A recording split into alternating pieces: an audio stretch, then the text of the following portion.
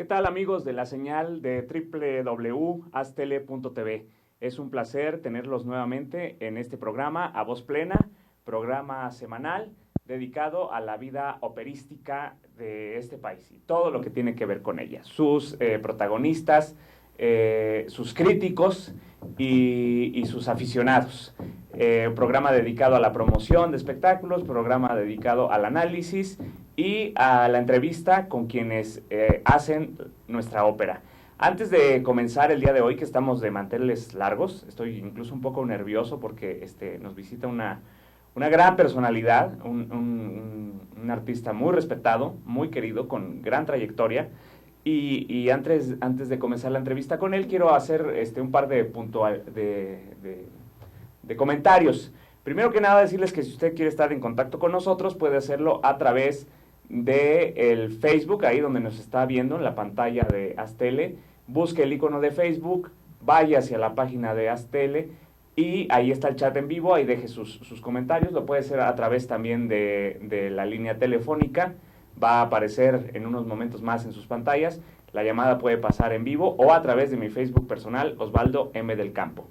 Y el último comentario que quiero hacerles es respecto a los que trabajamos aquí en este programa, que como ustedes saben, pues que hay una persona que me acompaña desde hace unas semanas en esta aventura televisiva, que es el personaje de la Castafiore, diva de Miscuac. Esta diva está interpretada por la cantante y actriz Cristina Pardo. Este personaje tiene, yo no debería estar aclarando esto, pero hay gente que lo ha pedido, entonces, pues como se escuchan todas las voces en este programa, pues lo comento. Ella lo que le pone a este programa es un poco de sentido del humor, un elemento que está ausente en algunas otras ofertas dedicadas a la ópera, donde o escuchamos solo la entrevista, o escuchamos fragmentos de una ópera, pero hay como cierto miedo, cierta reticencia al sentido del humor, al reírnos de nosotros mismos. Entonces ella encarna un personaje que obviamente no existe y que es una diva venida menos, que nos habla de que tiene mucho dinero, sabemos que no es cierto, que es una pobre desgraciada, que no tiene que caerse muerta y que no hay registro de su éxito. Entonces cualquier comentario que ella haga, pues es en este sentido chacotero, desde su personaje ficticio, que no es real. Obviamente ella ha dicho aquí que conoce a Batis, y cuando estuvo aquí Javier Camarena le ofreció su departamento en Nueva York, y pues no es cierto, nada de eso es cierto, no tiene renta a duras penas un departamento aquí en la Presidentes. Entonces no es real lo que ella opina. Cualquier cosa que ella diga, pues no se la tomen tan en serio, no se azoten, no es para tanto, ¿no? Es cotorreo nada más. Pónganle un poco de sentido del humor a sus existencias. Y bueno, hechas estas aclaraciones, paso a darle la bienvenida a nuestros invitados. Primeramente, estoy muy contento de que esté aquí con la nosotros. Diva de Miscuac. No sea usted insolente, diva, por Dios.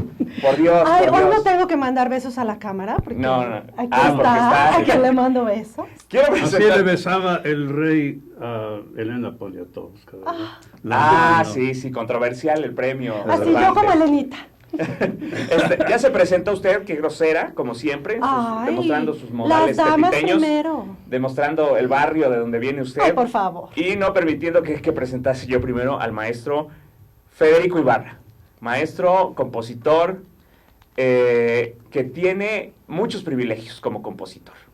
Compositor que se interpreta, compositor que se conoce, compositor premiado, compositor grabado. Son muchos privilegios a los que aspiran los compositores que hoy en día la tienen muy difícil. Y Federico Ibarra, pues yo creo que ha logrado muchos de los sueños a los que un compositor aspira. Bienvenido, maestro Ibarra. Muchas gracias. Es un placer que esté aquí con nosotros y es un honor. Muchas gracias. Ojalá llevemos con buen humor la entrevista. Esperemos. Ay, maestro, y es maravilloso que esté aquí porque le da un poco de categoría a este programa. Pues sí. Tan así, este pobre bebito, usted sabe. Así es. Y está con nosotros también, viejo amigo, Dicen por ahí que nuestro único televidente, lo cual no es cierto, porque si no, no llegarían las quejas de ¿por qué él en Castafiore? Dice, no, lo que pasa es que es el único que lo manifiesta y dice, sí, yo sí veo el programa y me meto en las controversias y manda sus preguntas, cosa que muchos quieren hacer, pero no se animan todavía. Pionero en la televisión cultural de este país, nuestro querido amigo don Manuel Irizar. Saludo a todo el auditorio y es un honor para mí compartir este lugar con el gran compositor y amigo Federico Ibarra. Verdaderamente me siento honrado de estar en esta mesa. Gracias, gracias. Ellos dos están aquí con nosotros este día porque recientemente presentaron un material, pues que no solamente es un documento fonográfico, sino es un documento que está destinado a volverse histórico, porque es un material que contiene 2 óperas mexicanas. Aquí los va a mostrar el maestro don Manuel. Son 2 óperas mexicanas, cosa rara en la actualidad, ambas de autoría del maestro Ibarra. Maestro, ¿cómo enfrentar el reto de componer ópera, el género que si uno aspira que me van a representar la ópera que yo componga, pues va a ser carísimo, van a tener que solventarse muchos procedimientos burocráticos? Pareciera que no nos quisiéramos meter en una camisa de 11 varas como es componer ópera. ¿Por qué se animó usted a componer ópera? ¿Por qué me animé? Uh-huh. Una conversación que estábamos teniendo hace un momento con Manuel, le decía que una de las razones principales por las que yo empecé a componer ópera es porque la ópera no me gustaba. Ah, caray. Y entonces esto era una razón un poco fehaciente dentro de mi caso para empezar a ver otro tipo de ópera, uh-huh, que no era la que se estaba dando en esos momentos, ni en México, ni en Bellas Artes, a donde... Eso ustedes ya no lo conocieron, pero sí era un momento donde los cantantes no actuaban, uh-huh, sino únicamente se paraban en una parte del escenario y desde allí a duras penas y una mano la movían hacia muy acartonado o hacia el otro, ¿no? Entonces esto era algo que contrastaba mucho con algo que también estábamos conversando, que es el teatro en México, ¿no? Es decir, cómo los personajes teatrales pues están moviendo, están diciendo, están interactuando, están todo, y por qué los que estábamos viendo en esos momentos, que también estaban en un escenario, esto no lo hacían. Uh-huh. Entonces eso sí me inquietaba mucho, y mucho de lo que me he atrevido a hacer dentro de la ópera ha ido en ese camino más o menos, ¿no? Es decir, en devolverle la teatralidad que desafortunadamente se había perdido a la ópera que se estaba haciendo no nada más en México, sino en general en casi todos los países. Usted ha compuesto muchas óperas, maestro, no solo estas 2. ¿Cuál fue la primera? La primera fue una ópera que fue escrita para actores, no para cantantes. ¿Por eso le interesó? Sí, ajá, también por eso me interesó. Que se llamó Leocio y Lena. Uh-huh. Entonces, cuando me ofrecieron esto a partir de una conversación con José Ramón Enríquez, que fue el libretista, dramaturgo y poeta de varias cosas que hemos hecho en conjunto, o que hicimos más bien dicho, me dijo que había un director de teatro que estaba muy interesado en hacer una ópera sobre esta obra de Büchner, que se llama Leocio y Lena. Entonces Büchner me sorprendió mucho. Dije, bueno, ese nombre lo conozco, ¿de dónde? Pues claro, es el dramaturgo de Woyzeck, de Alban Berg, ¿no? Y dije, bueno, vamos a ver. Resultó que era totalmente lo contrario de Woyzeck, ¿no? Que es una gran tragedia. Uh-huh. Esto era una comedia insólita para todo lo que se hubiera pensado en hacer de ópera. Y entonces, bueno, encantado, empecé a aventarme a hacer algo que no sabía ni siquiera a dónde iba a ir. Sí, maestro, tiempo. pero ¿cómo fue esto de trabajar con actores y no con cantantes, maestro, qué escándalo. Los actores, fíjese que es algo muy, muy curioso. Han sido uno de los, vamos, de los amigos que he tenido más queridos. ¿Por qué? ¿Quién sabe? Es decir, la admiración la tengo hacia los cantantes. La amistad la he tenido con los actores. Ay, maestro, es que no me había conocido. Ay, por Dios, sí. Y ahora que la conozca los va a odiar, ¿no? Porque Cállate. usted es mucho de la escuela, de lo que dice el maestro, Ay, de por quedarse favor, pieza ahí quisieras. en el Tú escenario.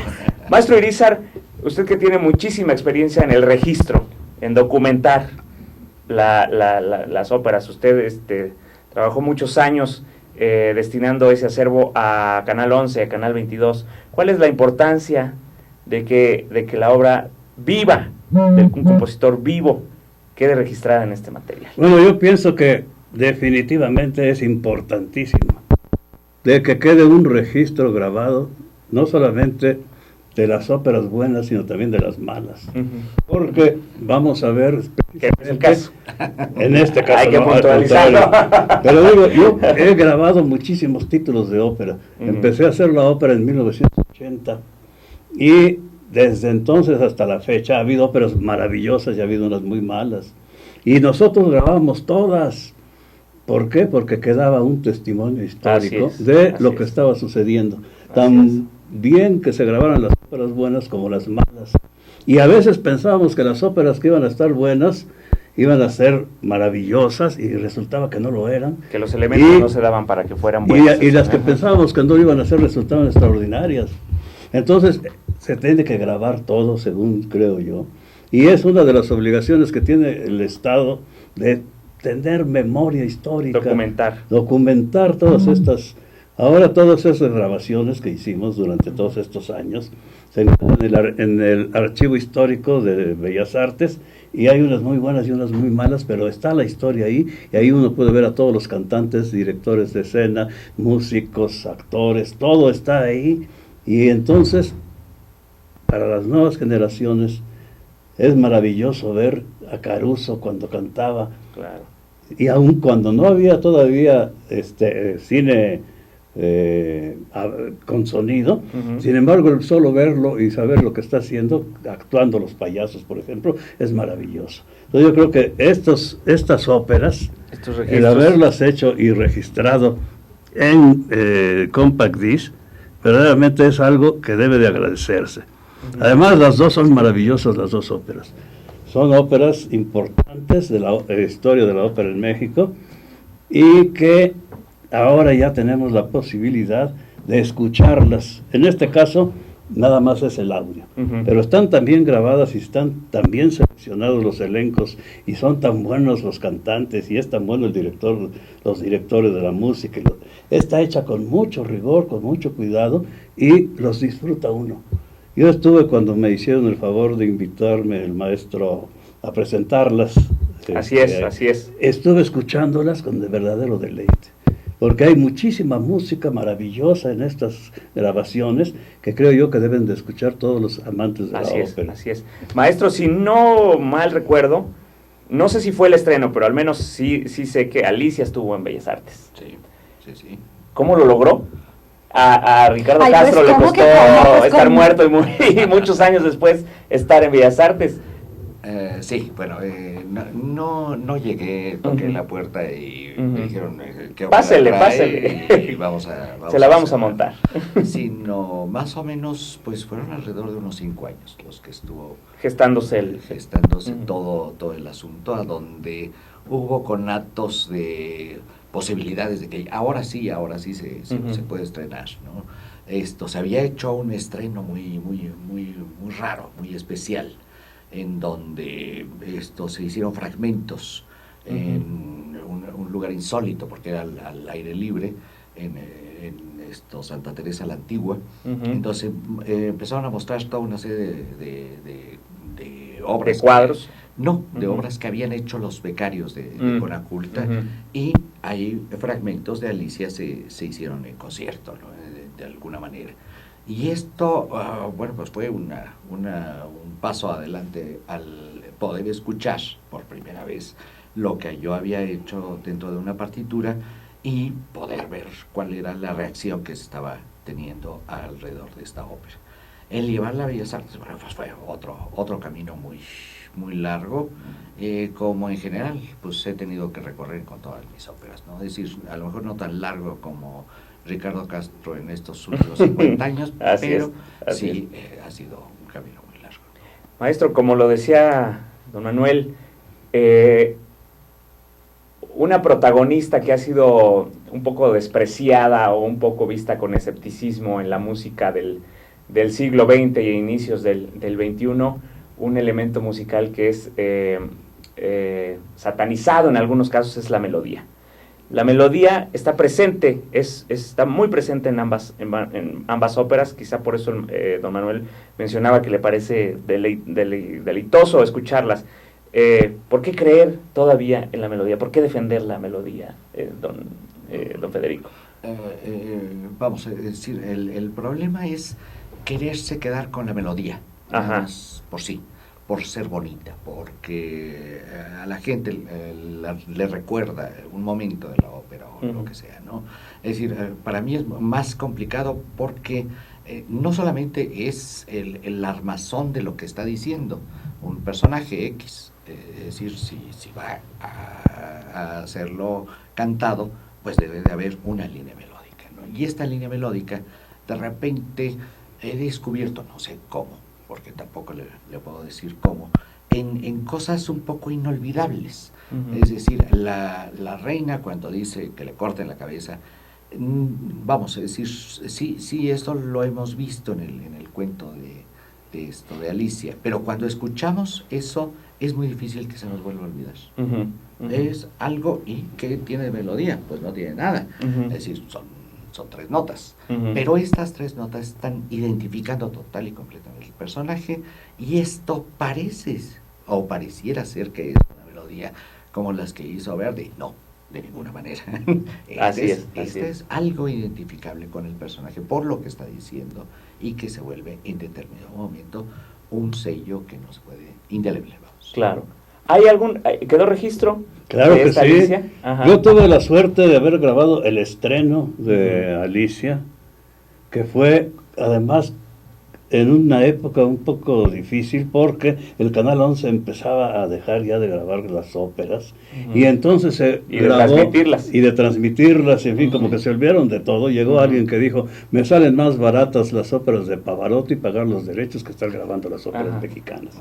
Alguien bastante tonto. Sí. Y entonces, ¿qué fue lo que pasó? Que fue Multivisión, una compañía privada la que grabó el estreno de Alicia, y a mí me habló Sergio Gómez, que fue el que hizo la producción, a que yo lo asesorara en esta grabación de Alicia, y se transmitió en Multivisión, cosa que era bastante extraña. No, pues sí, bastante Después extraña. Se repuso y se puso ya en el Canal 22, la grabamos también en el Canal 22, y yo participé en ambas grabaciones para su registro televisivo. Incluso tenemos un fragmento muy bonito en donde habla del maestro que entra la reina de corazones y el conejo, y no sé si lo pudiéramos ver, si hay posibilidades, porque ahí vamos a ver lo que es el teatro y la música que se convierten en ópera. Es el que dice Alicia, de las ligas que mandamos, es la que dice Alicia, para que mientras está la charla, son 3, debe ser en un momento, después del corte la ay, qué vergüenza que no prepares. No, sí están preparadas, pero no recuerdo el orden. El maestro hizo favor de mandarme las y tú con estas humillaciones para los maestros. Por favor. Bueno, perdónenlo, maestros, por favor. Mire, ya hasta el maestro le pide que se calme, por favor, no tenga No, pero tiene toda la razón. Maestro. Tiene toda la razón. Y luego, ¿cómo surge Antonieta? Aparte, ¿quién le hace la propuesta? Antonieta fue algo muy curioso. México estaba conmemorando, mal llamada celebración, en esos momentos, un bicentenario de 2 gestas, que no se puede hacer más que una conmemoración de ellas, no precisamente un festejo a través de ellas, ¿no? Entonces me pidieron precisamente para esto, no de una manera gubernamental, vamos. Ajá, oficial, por vía oficial. Por vía oficial, sino de otra manera también, en otra dependencia oficial también.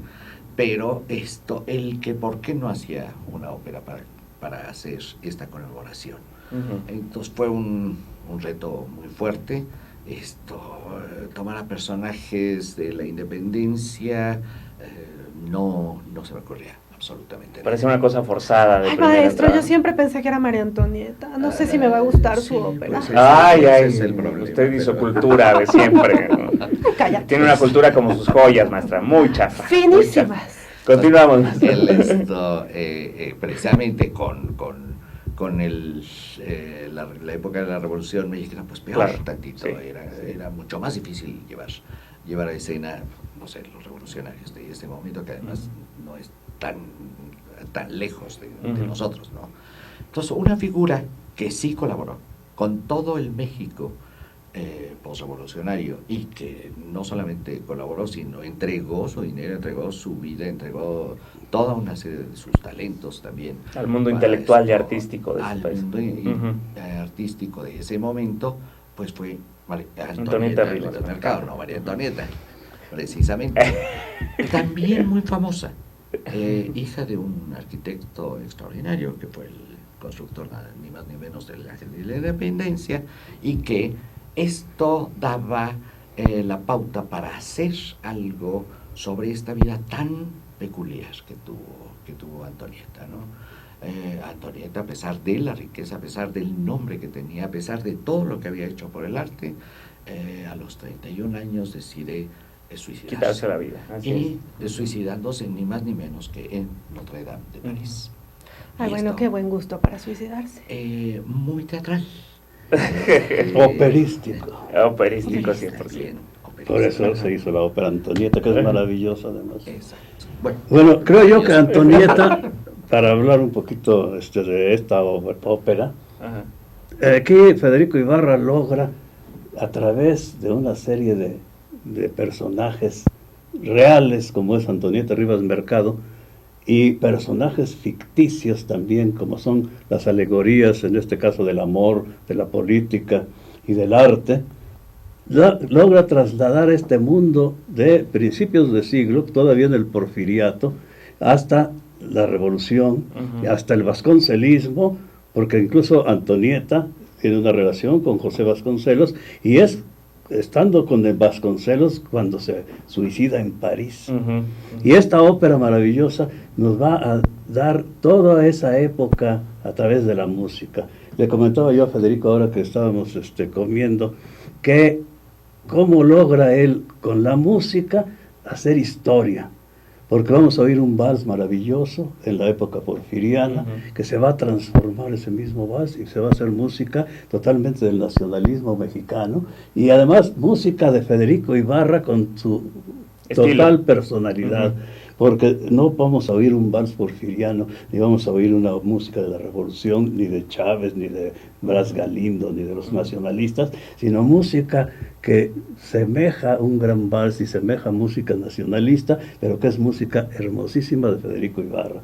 Entonces, esa personalidad que se ve en esta obra va a darnos esos y se va uno a esos lugares, y con una música totalmente Evocadora. moderna, pero sin embargo que suena antigua, suena revolucionaria, suena nacionalista, pero no es ni una cosa ni otra, es Ibarra el que está hablando con su lenguaje propio. Y una gran fortuna que existan estos registros, porque regularmente pudiéramos pensar que el estreno de una nueva obra, de una obra mexicana, quizá solo queda para los que asistieron a la presentación, y entonces queda en la memoria colectiva, pero como anécdota, y hablar uno puede compartir sus impresiones de lo que vio, pero oír la música, disfrutarla, pues no es lo mismo. Entonces es muy importante, muy valioso que estos registros existan. Hablábamos hace rato de José Vasconcelos, que creo que usted también tuvo algunos que ver Ay, ahí por favor, cuando si tú era me cambiabas sirvienta de los su casa. pañales, que dices que yo soy vieja, por favor. Maestro, ¿usted cree que yo soy vieja? No, de ninguna manera. Maestro, ¿usted cree que yo soy vieja? Juventud, divino tesoro. Exacto. Maquillajes, y maquillaje las dos usa de Bacardí otro. que se toma diaria. Ay, por favor. Maestro, antes de irnos al corte, quisiera preguntarle algo relacionado con la presentación que hice de usted ¿Cómo se siente de ser un compositor vivo, reconocido, querido, cuyas obras se ponen en escena, que hay registro? Me imagino que una gran satisfacción. Sí. Y además también una responsabilidad muy curiosa y muy fuerte, que no creí ni tenerla ni llegar de repente a eso, ¿no? Es decir, que todo tiene que ver un tanto en las siguientes cosas que yo pueda presentar, ¿no? Es decir, ¿qué voy a presentar? Ya no es lo mismo decir que cuando tenía 20 años, bueno, la siguiente obra, pues a ver quién la va a ver, claro, a ver quién se acuerda, claro, de quién, ya teniendo toda una serie de obras atrás, el presentar una nueva obra, pues siempre a mí me pesa un poco más de lo que antes me pesaba. Pero afortunadamente para nosotros, pues está usted todavía en activo. No solamente con ópera, hace poco hubo un concierto con solistas de ensamble sobre su obra coral. Vamos a continuar platicando con Federico Ibarra, el compositor de México, con el maestro Manuel Irizar, y desgraciadamente pues con la pesada presencia de la Incasta Fiore, diva de Miscuac. Vamos a unos mensajes y volvemos a Voz Plena.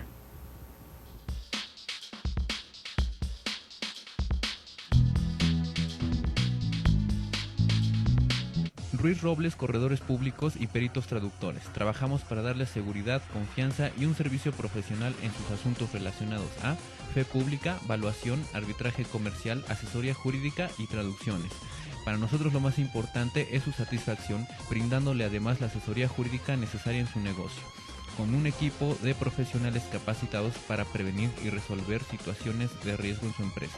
Le aseguramos una asistencia profesional personalizada y humana a quien consideramos más importante, el cliente, porque las oportunidades pequeñas son el principio de las grandes empresas. Durante 7 décadas, Deiman ha desarrollado una amplia gama de colorantes, saborizantes y productos semipreparados que satisfacen los requerimientos de la industria de alimentos, así como las necesidades y gustos de los clientes y consumidores a nivel nacional e internacional.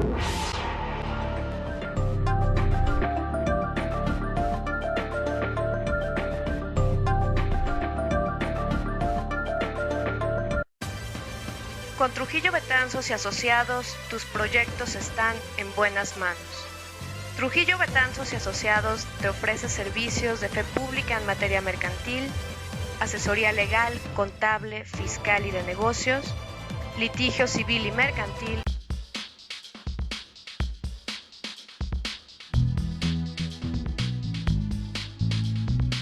Ruiz Robles, corredores públicos y peritos traductores. Trabajamos para darles seguridad, confianza y un servicio profesional en sus asuntos relacionados a fe pública, valuación, arbitraje comercial, asesoría jurídica y traducciones. Para nosotros lo más importante es su satisfacción, brindándole además la asesoría jurídica necesaria en su negocio, con un equipo de profesionales capacitados para prevenir y resolver situaciones de riesgo en su empresa. Le aseguramos una asistencia profesional personalizada y humana a quien consideramos más importante, el cliente, porque las oportunidades pequeñas son el principio de las grandes empresas. Durante 7 décadas, Deiman ha desarrollado una amplia gama de colorantes, saborizantes y productos semipreparados que satisfacen los requerimientos de la industria de alimentos, así como las necesidades y gustos de los clientes y consumidores a nivel nacional e internacional.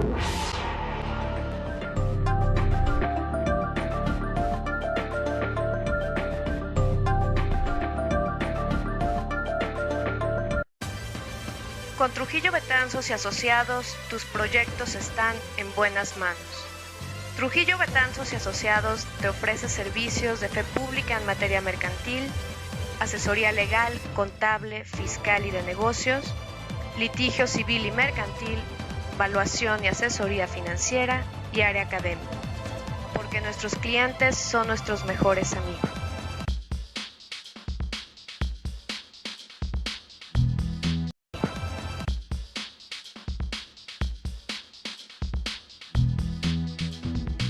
Amigos de la señal de www.astele.tv, continuamos charlando con Federico Ibarra, el maestro Federico Ibarra, y Manuel Irizar y la Incasta Fiore Diva de Miscuac. Le recordamos que si usted quiere ponerse en contacto con nosotros, está apareciendo en sus pantallas el teléfono al que puede hacerlo. ¿No le vas a hacer así? Ah, sí, me encanta hacerle así. Está apareciendo en sus pantallas en este momento el teléfono para que se ponga en contacto con nosotros.